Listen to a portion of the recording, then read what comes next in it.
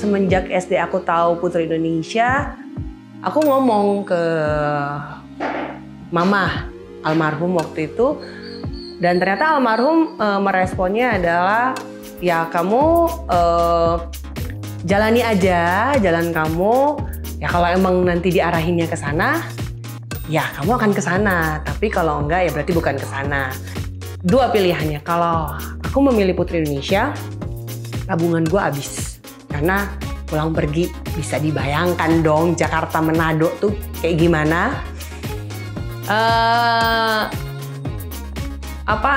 Tabungan gue pasti habis.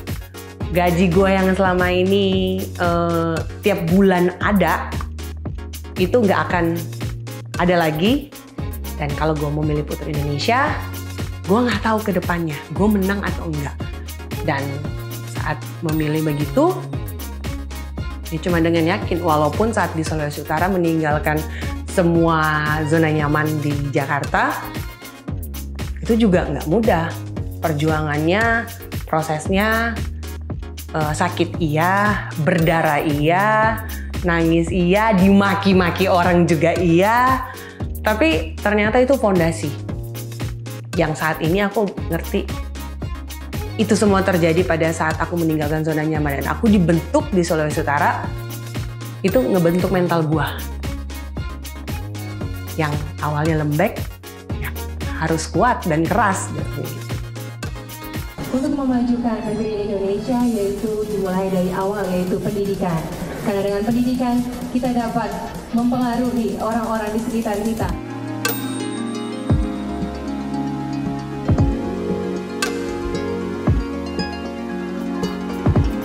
Awal mula itu sebenarnya tahunnya sudah dari kecil ya. Lebih tepatnya kalau nggak salah SD. Itu memang di rumah ada televisi dan tiba-tiba keputar tontonan Putri Indonesia. Dan aku ingat semenjak SD aku tahu Putri Indonesia, aku ngomong ke mama almarhum waktu itu. Dan ternyata almarhum meresponnya adalah, ya kamu jalani aja jalan kamu, ya kalau emang nanti diarahinnya ke sana, ya kamu akan ke sana, tapi kalau enggak ya berarti bukan ke sana.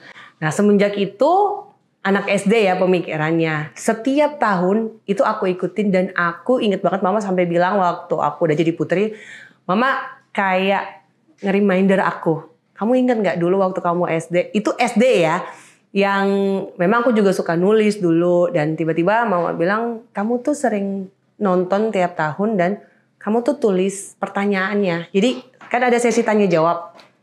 Dan itu aku tulis aja pertanyaannya. Maksudnya anak SD yang yang tiba-tiba terpukau dengan program TV itu saat itu, Putri Indonesia. Ya udah, sering berjalannya waktu, jalani aja. Dan awal mulanya dari situ. Dan mama cuma bilang, ya udah kalau kamu emang ke sana, ya kamu akan diarahkan ke sana. Tapi kalau enggak, ya berarti bukan ke sana arahnya. Makanya pada saat aku nonton yang Angelina Manado, itu kan kita semua orang Sulawesi Utara tahu, orang Manado tahu. Siapa yang nggak kenal dengan Angelina Sondak gitu saat itu. Dan itu yang malah amazed gitu. Wah, ini orang Manado. Dan di situ kayak, oke.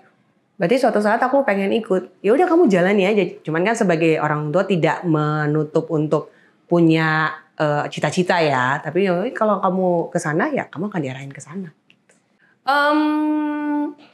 Awal mulanya hanya sebuah angan-angan. Dan aku punya proses perjalanan hidup yang memang sebenarnya nggak mudah dan sampai mengarahkan ke sana. Dan waktu itu aku pernah sempat tinggal di Manado, dari Jakarta harus ke Manado. Dan di situ sebenarnya titik mula cita-cita itu mencuat kembali. Karena pada saat itu aku masuk ke agensi yang ada di sana, agensi lokal, sebuah modeling.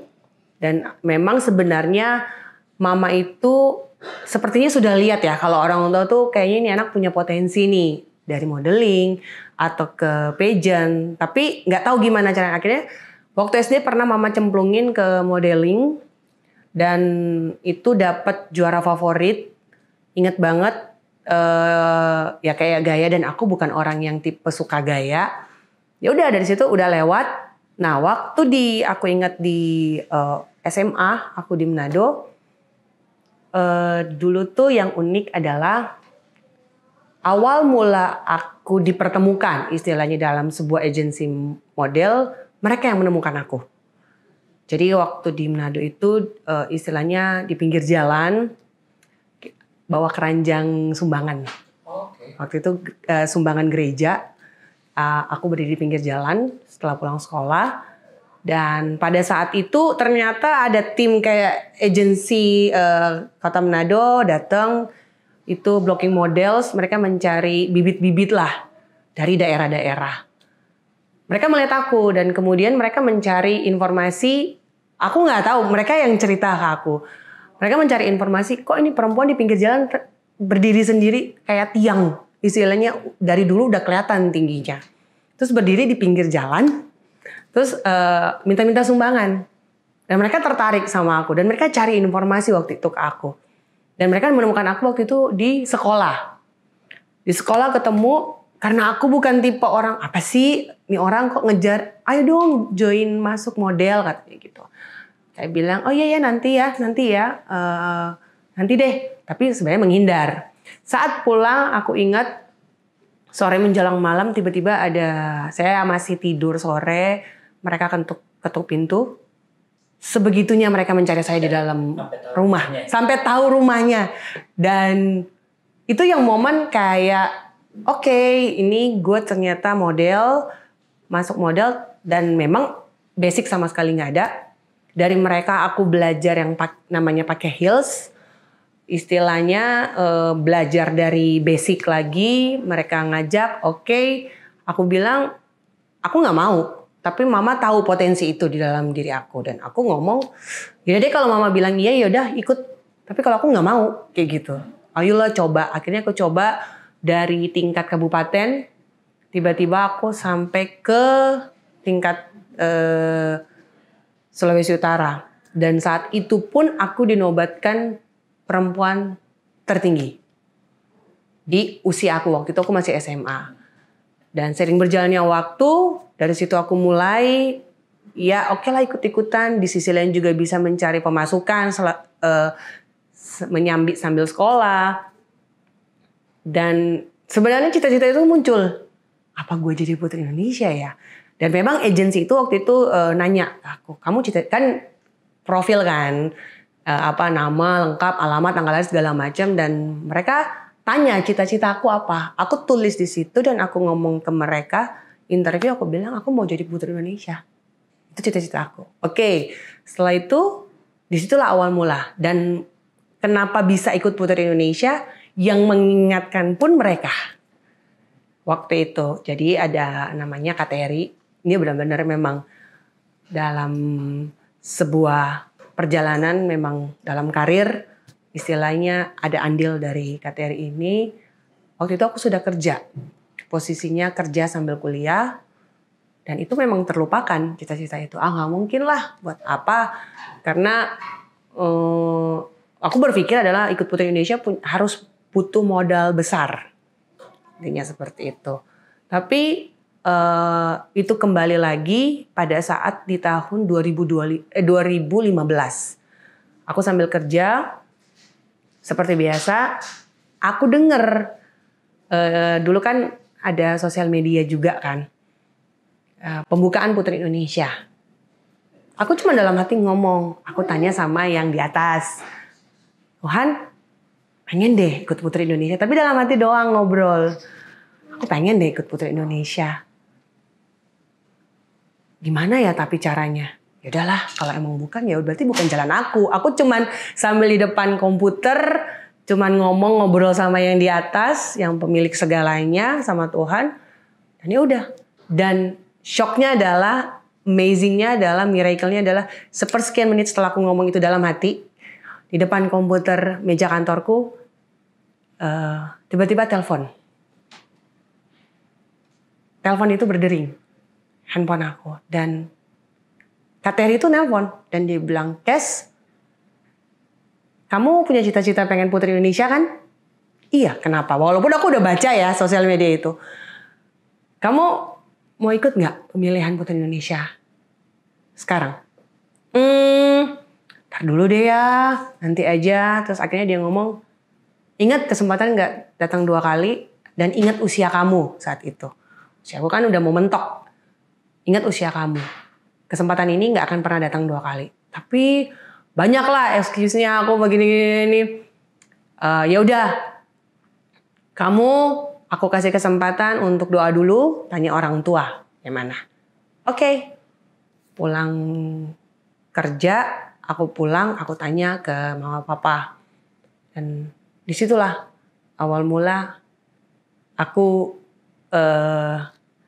berpikir untuk enggak nih, gue harus ikut Putri Indonesia. Dan saat aku tanya ke nyokap sama papa mama, jawaban mama hanya bilang ada 2 syarat. Yang pertama, kamu harus selesaiin kuliah kamu dulu. Tapi memang kebetulan itu sudah skripsi. Jadi aku pernah kuliah S1, sempat berhenti, akhirnya aku kerja karena perekonomian. Kerja sambil kuliah, karena dari kantor aku bilang, oh, kamu lanjutin deh kuliahnya, sayang loh. Nggak apa-apa kalau kamu kurang dana, kita biayain. Jadi cicil gaji pelan-pelan. Itu kayak, wah amazing banget gitu. Dan mama cuma bilang syaratnya, oke, kamu kuliah harus selesai. Karena kamu udah pernah tertunda awalnya. Syaratnya kamu harus kuliah selesai. Karena awalnya aku berpikir, wah skripsi ini harus tunda dulu deh nanti. Tapi ternyata enggak, itu syarat mama. Dan kedua, apapun yang menjadi keputusan kamu, mama dukung semuanya itu. Karena di posisi lain, aku saat itu baru naik jabatan. Dari bawah di bank swasta, ya banyak lah, maksudnya tawaran yang mobil ada sebagai, aku ingat banget kepala kantor kas, baru menjabat ya kurang lebih sebulan lah. Gaji oke, tiap bulan ada, dan ininya banyak lah. Dan pemikiran aku adalah, gue harus memilih.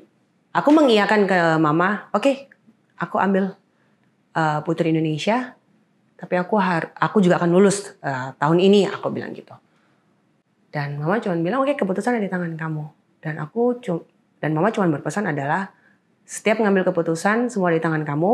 Kamu harus sudah tahu konsekuensinya. Dan memang mamaku tuh almarhum memberikan pelajaran adalah tentang tanggung jawab. Jadi apa yang kamu putuskan, kamu sudah tahu konsekuensinya, kamu harus sudah tahu kalau kamu pilih yang ini apa yang akan terjadi, kalau kamu pilih yang ini apa yang akan terjadi. Tapi mama bilang semuanya itu kamu harus landasi dengan doa. Dan kalau memang itu agak berat dan kamu bingung, mama nggak bisa kasih jawaban. Ya kamu puasa untuk membawa apa yang kamu rindukan ini. Akhirnya 1-2 hari ya saya doa, saya bilang ya di situ keputusan saya. Oke, gue ambil keputusan ini, keputusan yang besar. Yang pertama adalah udah tahu gitu, karena mama udah kasih pelajaran adalah ya lu harus tahu ke depannya lu mapping sendiri akan menjadi seperti apa. 2 pilihannya, kalau aku memilih Putri Indonesia, tabungan gue habis. Karena pulang pergi bisa dibayangkan dong Jakarta Manado tuh kayak gimana. Tabungan gue pasti habis. Gaji gue yang selama ini tiap bulan ada, itu nggak akan ada lagi. Dan kalau gue memilih Putri Indonesia, gue nggak tahu ke depannya gue menang atau enggak. Setidaknya di pemikiran aku adalah minimal gue dapat 10 besar lah. Karena kalau 10 besar, setidaknya di CV itu cantik lah ya kan. Maksudnya finalis 10 besar finalis Putri Indonesia 2016. Setidaknya supervisor manager ada lah ya ke sana. Jenjang karirnya sudah berpikir seperti itu. Tapi kalau gue memilih karir gue di kantor atau tidak mengejar yang namanya cita-cita, ya gue akan mengubur yang namanya Putri Indonesia. Pilihannya hanya 2 itu. Dan gue akan tahu tiap bulan kalau gue kerja gue dapat duit. Udah oke lah dari segi finansial, punya jenjang karir yang lama-lama naik. Tapi ya lu akan menguburkan namanya cita-cita. Dan di situ gue memutuskan, enggak, resikonya gue ambil Putri Indonesia. Walaupun gue gak tahu gue menang atau kalah ya. Tapi berharapnya adalah 10 besar aja. Yang ketakutan terbesar ada 2. Yang pertama itu mental. Yang kedua itu dari aku adalah ketakutannya adalah minder dan malu. Karena kalau mau dibilang mental, gue takut maksudnya tipe orang yang takut untuk mencoba hal yang baru. Itu sebenarnya ketakutan terbesar. Karena kalau pada saat ketakutan itu lebih besar, untuk melangkah ke depannya kan agak susah. Dan memang waktu flyer itu yang tersebar adalah pemilihan Putri Indonesia dan pemilihan daerah. Kan kalau di Jakarta itu Abang None, kalau di sana Nyong Noni. Dan fokus aku adalah gue kejarnya Putri Indonesia gitu. Walaupun di selebaran itu mengatakan bahwa yang menjadi noni dia yang akan dikirim sebagai putri. Jadi pemenang pertamanya perempuan itu yang akan ke Putri Indonesia.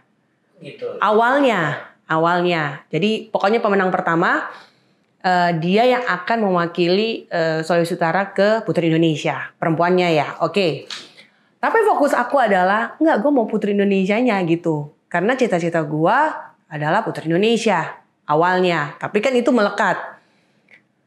Dan sebelum Putri Indonesia yang pemilihan Putri Indonesia di Sulawesi Utara, itu ada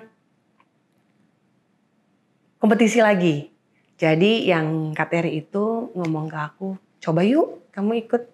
Kalian tahu nggak sih yang selebriti yang di SCTV, Miss Celebrity. Itu aku ditawarin dan aku masuk.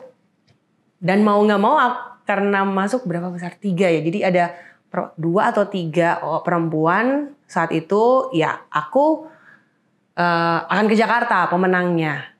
Tapi diperhadapkan saat itu dengan Putri Indonesia lagi. Jadi sudah memilih maju lagi. Ternyata nyoba lagi dengan yang lain, diperhadapkan dengan pilihan. Lo mau ikut ke Jakarta dengan Miss Celebrity atau lo mau ikut Putri Indonesia? Walaupun nggak tahu juga ya yang di daerahnya gue menang atau enggak. Kayak gitu. Aku cuma bilang, maaf ya saya mundur. Aku ikut Putri Indonesia pemilihan daerah Sulawesi Utara. Dan saat memilih begitu, ya cuma dengan yakin. Walaupun saat di Sulawesi Utara meninggalkan semua zona nyaman di Jakarta, itu juga nggak mudah. Perjuangannya, prosesnya, sakit iya, berdarah iya, nangis iya, dimaki-maki orang juga iya. Tapi ternyata itu fondasi. Yang saat ini aku ngerti, itu semua terjadi pada saat aku meninggalkan zona nyaman. Dan aku dibentuk di Sulawesi Utara. Tantangan terbesar ada di sana. Yang aku berpikir modal gue orang Jakarta nih, datang ke daerah. Ya kan? Bisa dong nyombong diri sedikit aja. Gue udah di Jakarta nih, dari kota besar datang ke Manado, gue ikut kompetisi ini, lo harus lihat gue dong, iya kan? Berpikir modal awal seperti itu ya, enggak lah pasti aman di sana gitu, karena gue orang dari kota, gue ke sana dengan modalkan ya gue dari kota besar, gue punya pengalaman segala macam. Ternyata tidak semudah untuk membalikan telapak tangan. Di sana aku digembleng, aku harus belajar lagi. Yang awalnya aku belajar kan basic aku adalah perbankan.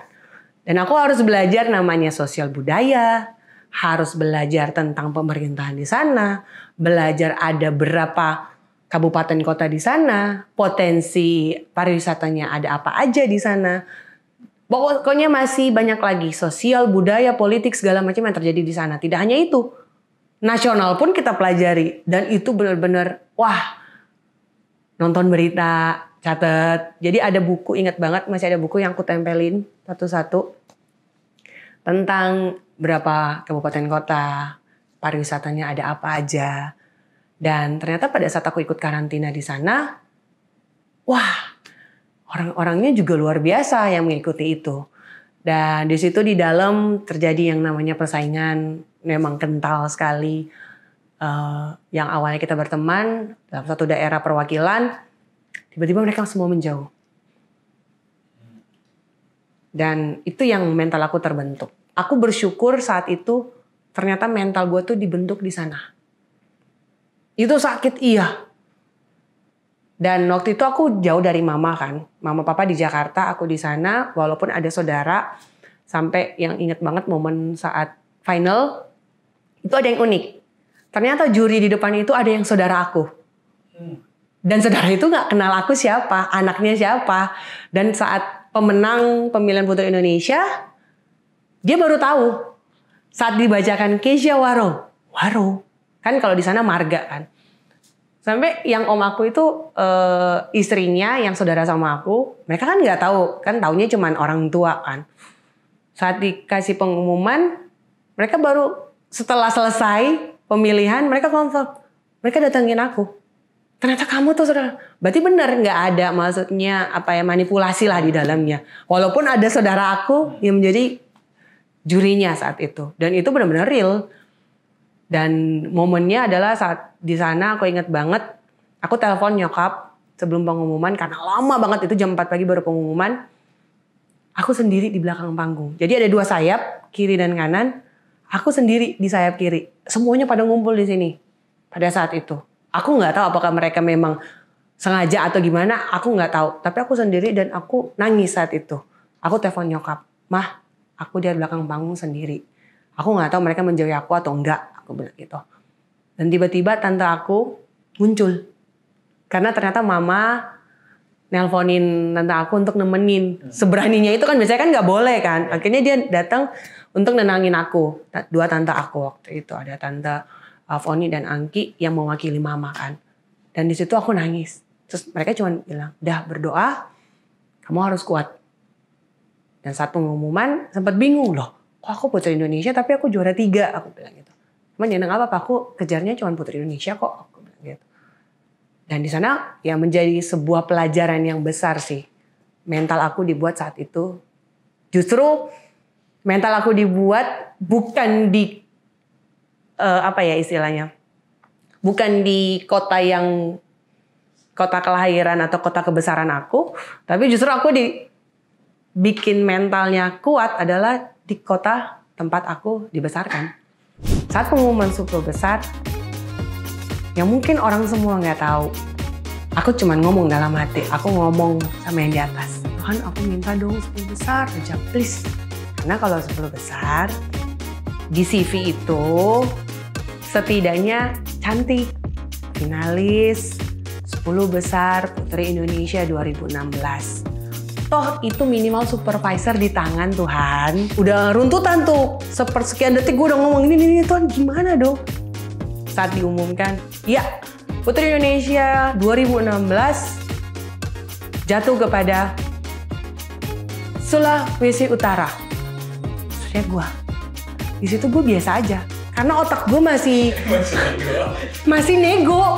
Karena kalau misalnya 2 sama aja dong. Kan gue emang gak bisa.